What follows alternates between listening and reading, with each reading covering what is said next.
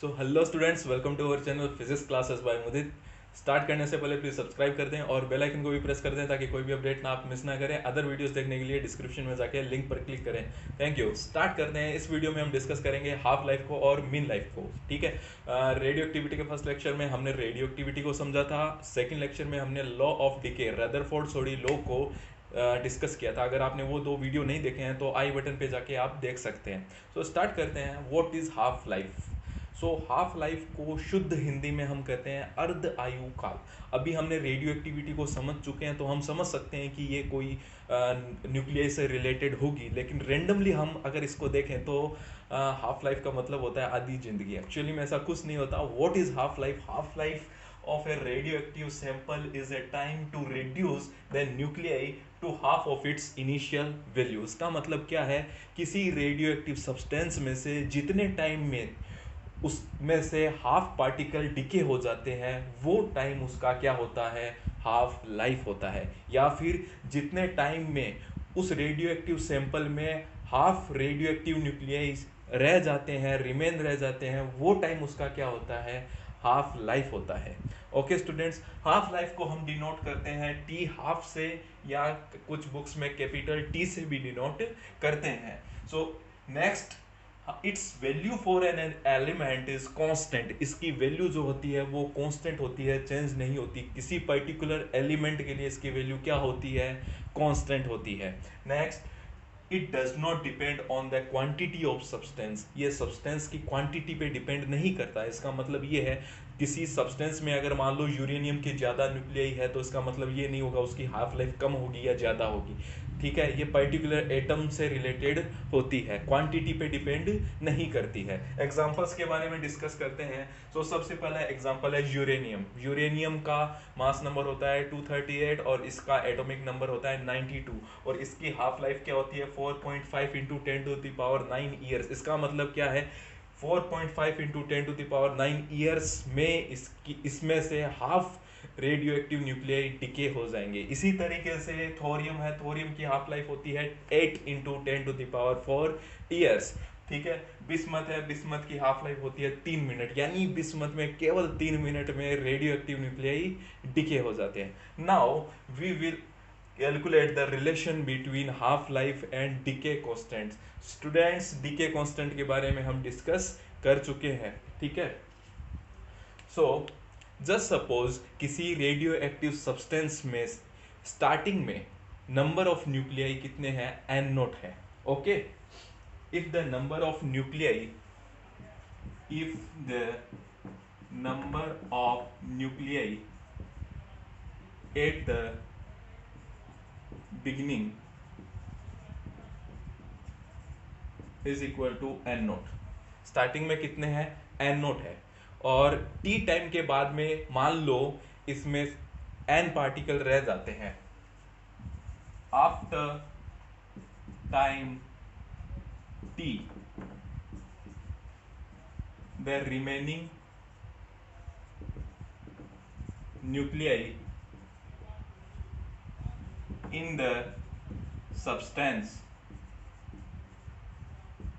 is capital N। So N को हम कहाँ से कैलकुलेट करेंगे? ये हमने स्टडी किया था लेक्चर 2 में रदरफोर्ड सोडी लॉ से। N is equal to N naught e की power minus lambda t. Okay students, यहाँ पर लेमडा क्या होता है? लेमडा होता है डीके कांस्टेंट, और टी क्या होता है? टाइम।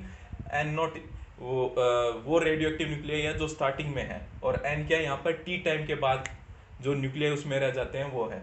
ठीक है। सो हमें क्या कैलकुलेट करना है? रिलेशन बिटवीन हाफ लाइफ और डीके कांस्टेंट। सो अगर टाइम टी हाफ है, ठीक है, हाफ लाइफ का टाइम हम अगर कंसीडर करें, हाफ लाइफ के बाद में, अब उस हाफ लाइफ के बाद में कितने पार्टिकल रह जाते हैं? बिगिनिंग में जितने पार्टिकल होते हैं उसका हाफ, यानी हाफ लाइफ के बाद में पार्टिकल कितने होंगे? n is equal to n naught by 2, right?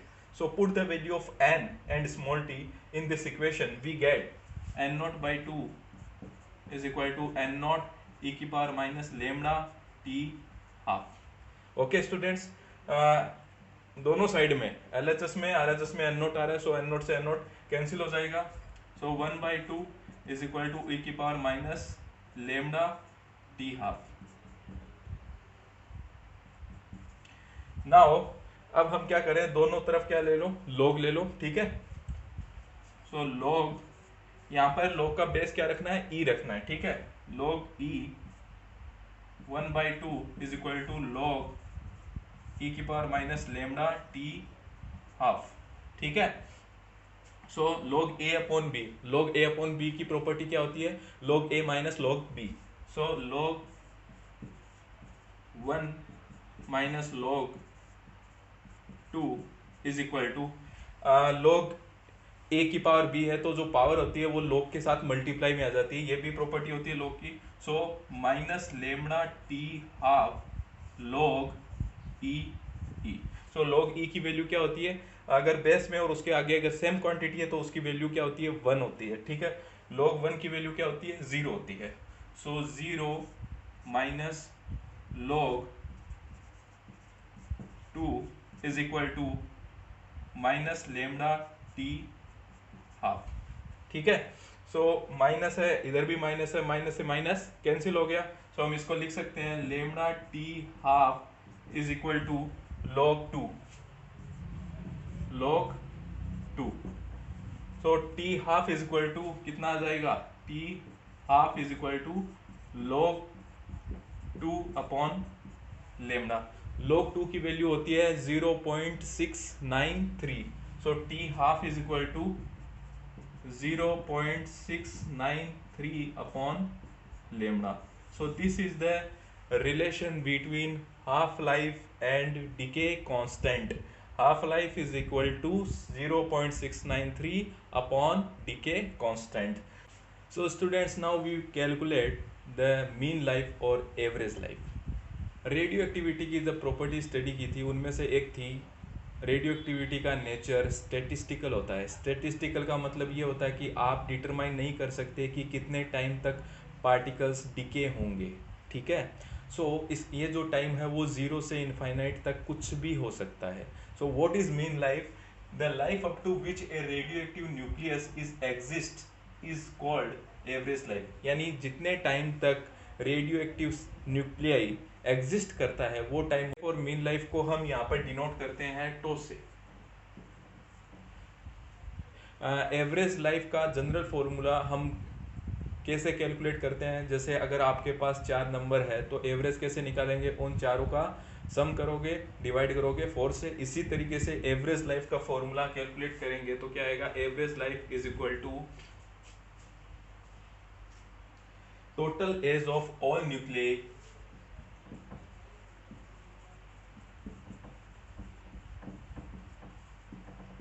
Upon total number of nuclei. तो total age of nuclei, just suppose d n nuclei t time में डिसइंटीग्रेट होते हैं, तो इसका मतलब क्या हुआ, डीएन न्यूक्लियाई की लाइफ कितनी हो जाएगी, टीडीएन। और हमें पता करना है total age of all nuclei, तो हम सभी न्यूक्लियाई के लिए क्या कर देंगे, समीशन लगा देंगे। Total number of nuclei starting में just suppose total nuclei n nought होते हैं, सो एन नोट। तो now from the Rutherford Soddy law d n upon d t is equal to minus lambda n. यहाँ पर जो minus sign है वो indicate करता है डिक्रीज को, क्यों, क्योंकि रेडियो एक्टिव न्यूक्लियाई में से सब्सटेंस में से रेडियो एक्टिव न्यूक्लियाई डिके होते हैं। सो ये कमी को डिनोट करता है। जस्ट सपोज हम केवल रिजल्ट को इंक्लूड कर रहे हैं तो हम क्या करेंगे, d n upon d t is equal to lambda n, ठीक है। सो पुट यहाँ से डी एन निकालेंगे, डी एन कितना आएगा, लेमडा एन डी टी। इस डी एन को हमें यहाँ पे पुट करना है, सो टो कितना आएगा, summation t lambda n d t upon n naught. T time के बाद में रेडियो एक्टिव सैंपल में एन न्यूक्लियाई रह जाते हैं। सो एन न्यूक्लियाई कितने होते हैं, एन नॉट ई की पावर माइनस लेमडा टी। ये फॉर्मूला भी हमने रदरफोर्ड सोडी लॉ में इसको हमने डिराइव किया था। So tau is equal to summation t lambda n not e की power minus lambda t d t upon n nought. क्योंकि ये डिसइंटीग्रेशन है वो कंटिन्यूस होता है, सो हम समीशन को इंटीग्रेशन से रिप्लेस कर देंगे। So tau is equal to integration t lambda n not e की power minus lambda t d t upon n naught. N naught से एन नॉट कैंसिल हो जाएगा यहाँ पर।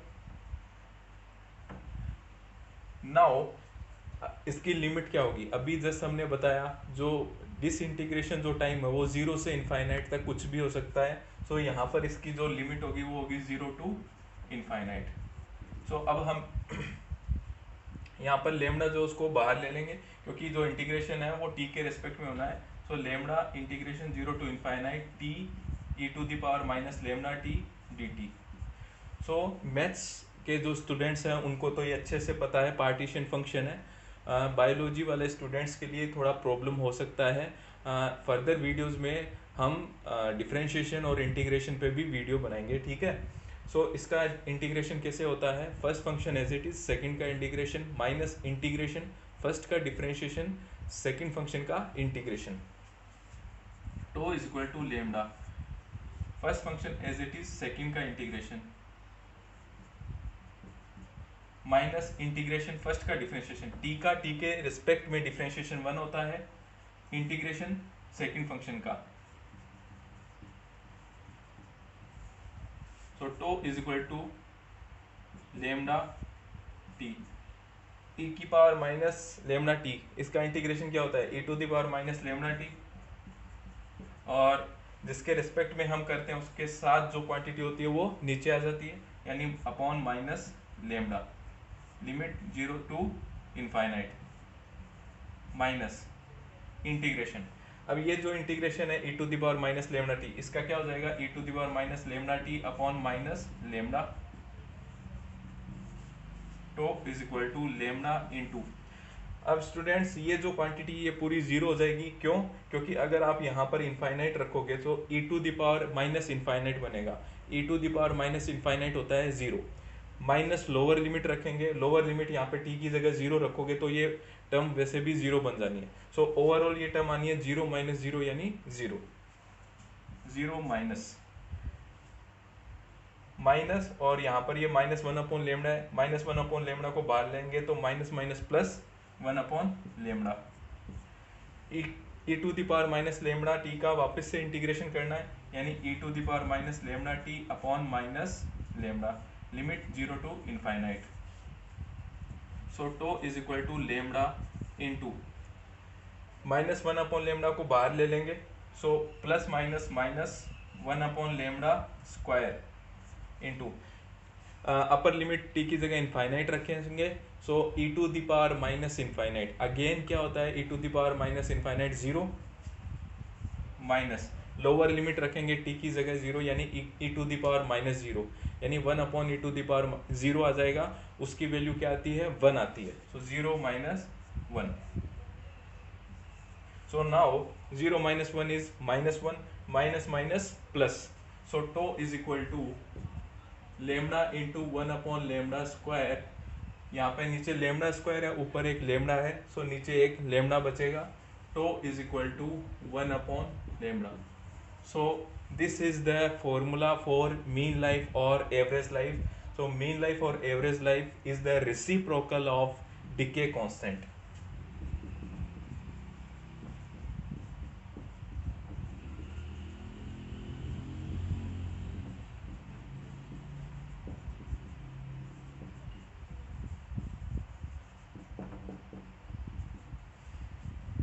Now the mean life is do not depend on the mass of substance, ये substance के mass पे depend नहीं करती है, it depends on the nature of substance, substance के nature पे depend करती है ना कि mass पे। it does not depend on